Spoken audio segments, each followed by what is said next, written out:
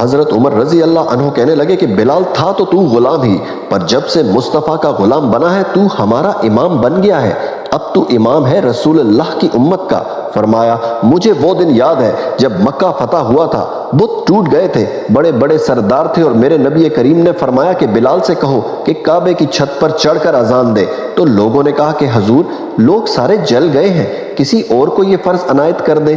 حضرت محمد صلی اللہ علیہ وآلہ وسلم نے فرمایا کہ چپ کرو، بدر میں مار کھا کے اذان پڑھے تو بلال، احد میں پتھر برسے تو اذان پڑھے بلال، تپتے صحراؤں میں پڑھے تو بلال، ہر جگہ مار کھائے تو بلال، اور اگر آج اللہ نے عزت دی ہے تو میں لوگوں کو دیکھ کر بلال کو عزت نہ دوں۔ فرمایا کوئی اوپر نہیں چڑھے گا، ابو بکر بھی نیچے، عمر بھی نیچے، عثمان و علی بھی نیچے، طلحہ اور زبیر بھی نیچے، آج یہ حبشی غلام کعبے کی چھت پر چڑھے گا، اور میں دنیا کو بتاؤں گا کہ اصل عزت اسی کے پاس ہوتی ہے جو رسول اللہ کا غلام ہوتا ہے۔ سبحان